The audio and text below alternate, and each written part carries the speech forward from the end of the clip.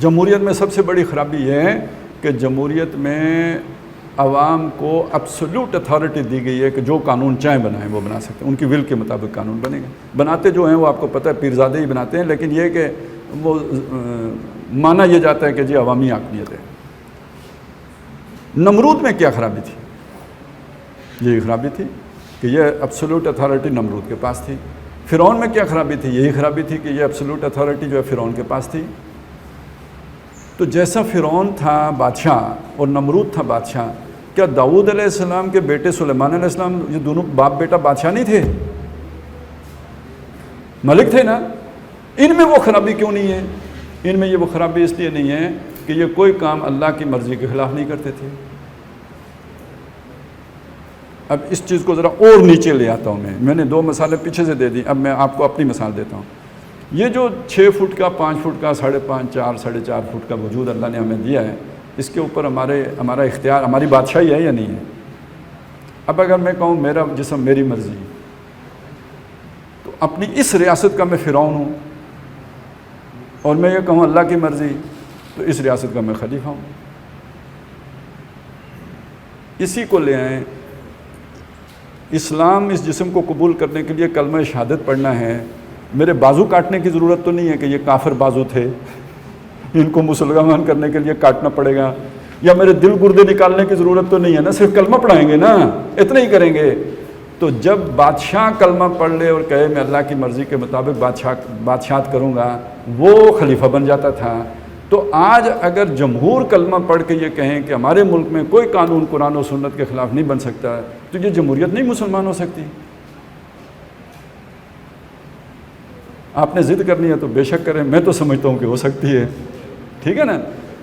یہ جیسے فرعون اور سلیمان علیہ السلام کا فرق ہے، ایسے ہی مغربی جمہوریت کا اور اسلامی جمہوریت کا فرق ہے۔ اسلامی جمہوریت یہ ہے، شورائیت، دنیا میں سب سے پہلے شورائیت دی اسلام نے۔ اچھا، اب جو لوگ یہ کہتے ہیں نا کہ جی جو آج کی ماڈرن سٹیٹ ہے، اس کو ختم کیے بغیر اسلام نہیں آ سکتا، وہ کیا کہہ رہے ہیں؟ ماڈرن سٹیٹ کا مطلب نیشن سٹیٹ۔ نیشن سٹیٹ کھڑی ہے 4 بنیادوں پر، جو اس کے ادارے ہیں نا، کیا ہے؟ حکومت ہے، حکومت عدلیہ ہے، مقننہ ہے، اور 3 تو اصل 3 تو یہی ہیں، باقی وہ میڈیا والے خام خواہ اپنے زور بیان پر وہ بھی چوتھا ستون بن جاتے ہیں، وہ ہیں نہیں، وہ اصل میں حکومت ہی کے پروپیگنڈسٹ ہوتے ہیں، یا یوں کہہ لیں عوام اور حکومت کے درمیان ایک پل بنتے ہیں۔ خیر،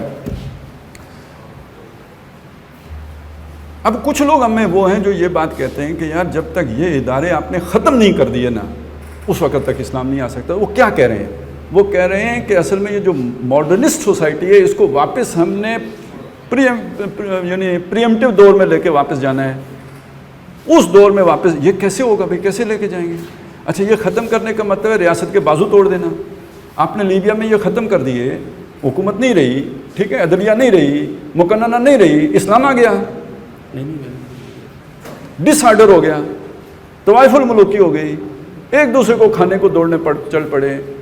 تو یہ تو ہمارے فقہا کہتے ہیں کہ بھائی فساد کے مقابلے میں کفر کا نظام بھی اچھا ہے۔ تو آپ سمجھیں، جو لوگ نادانی میں اس طرح کی باتیں کر رہے ہیں کہ جب تک آپ ان اداروں کو توڑ پھوڑ نہیں دیں گے اسلام نہیں آ سکتا، وہ غلط کہہ رہے ہیں۔ یہ ادارے توڑ پھوڑ کے صرف فساد پیدا ہو سکتا ہے، ہاں ان اداروں کی اسلامائزیشن ہو سکتی ہے۔ پاکستان اس لیے بنا تھا، اس کے پیچھے جو سوچ تھی وہ اسلامائزیشن کی سوچ تھی۔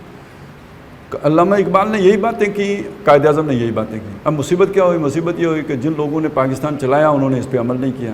آج نوجوان یہ کہتے ہیں کہ قائد اعظم بھی فراڈی سی تھے، علامہ اقبال بھی فراڈی سی۔ اب یہ باتیں ہمیں سننے کو ملتے ہیں، کہتے ہیں یار قائد اعظم بھی تو پروجیکٹ عمران خان ہی تھا نا۔ یہ بات نہیں ہے، یہ بالکل غلط بات ہے۔ لگتا کیوں ہے؟ اس لیے کہ ان کے نام پر لوگوں نے دھوکہ دیا ہے۔ تو اس چیز کو کلیئر کریں، یعنی آج آپ، اچھا اقبال نے کہا کہ آج کے زمانے کے مطابق یہ بتانا ہے نا کہ آج کے زمانے کے جو مسائل ہیں ان کا حل پیش کرنا ہے۔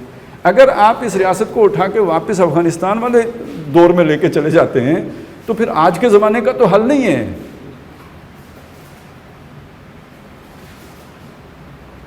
تو اس لیے یہ 2 سوچیں بالکل علیحدہ علیحدہ ہیں۔ ہم سمجھتے ہیں کہ ایک سوچ زیادہ آئیڈیلسٹک اگر ہے، بلکہ آئیڈیلسٹک بھی نہیں کہنا چاہیے، یہ کہنا چاہیے کتابی ہے بالکل، اور بہت حد تک یوٹوپین ہے، خیالی جنت ہے کہ آپ معاشرے کو واپس پیچھے لے کے چلے جائیں گے زمانہ قدیم میں. یہ ہو نہیں سکتا ہے، یہ کبھی نہیں ہو سکتا ہے. یہ بس اس کی تبلیغ ہو سکتی ہے اور اس پہ انتہا پسندی پیدا کی جا سکتی ہے. اس کے نتیجے میں پھٹا جا سکتا ہے، ٹکرایا جا سکتا ہے یا بھاگا جا سکتا ہے. اس سوچ کے آدمی دو کام کریں گے، یا تو کہیں گے چلیے دنیا دے اس نکرے دیتے بندہ نہ بندے دی ذات ہوئے، علیحدہ اپنی کوئی جا کے بستی آباد کرتے ہیں. اور دوسرے کیا کریں گے؟ دوسرے یہ کریں گے کہ بم باندھ کے پھٹیں گے، کیونکہ تیسرا راستہ ہی نہیں ہے. جبکہ اصل بات یہ ہے کہ جی آپ اسی معاشرے کا حصہ ہیں. یہ جو ارتقاء ہوا ہے یہ اللہ تعالیٰ کے ارتقاء کے اصولوں کے اندر ہوا ہے. اس کو اسلامائز کرنا ہے اور اس کے اندر جو غلط چیزیں ہیں وہ نکال دینی، اتنی ساری بات ہے. تو جمہوریت کفر ہے، مغربی جمہوریت. جب اس کے اوپر یہ شرط عائد ہوتی ہے کہ یہاں کوئی قانون قرآن و سنت کے خلاف نہیں بنے گا تو یہ کفر نہیں رہتا.